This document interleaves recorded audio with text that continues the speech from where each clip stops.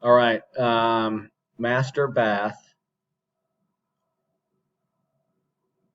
The top of this wood bench is 16.5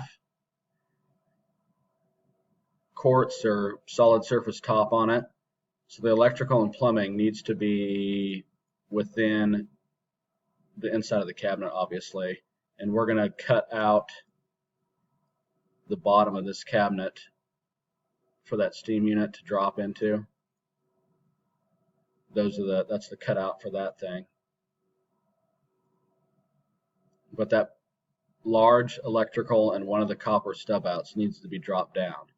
Bottom of the cabinet's 4 inches and the top's at 16.5. For this vanity, hot and water barely fit, but the clean out or the drain is right about here. But the bottom of this cabinet's 16. I put a red line on the wall, so that stuff needs to be moved up. The other plumbing looked okay.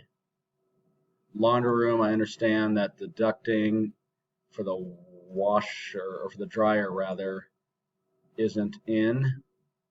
So if we need to run the ducting up the wall, and then we could build a U-shaped wood box to slip over that to conceal it and penetrate through these cabinets. But they're not going to hang these yet until we figure that out. But let me know if that's an option.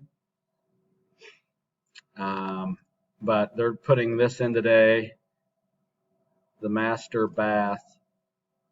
This stuff's all built, but we're just waiting for the room to be painted. And then the sitting room too, same thing. We are just a couple days away from being done with that one on the, dang it, where is it? For this one here. Again, just waiting on that to be painted. So I just kind of pumped the brakes on this once I saw the progress of the job. Anyway, I'll send all these in this link, all the drawings to send to the plumber and make sure we're in good shape. Thanks, man.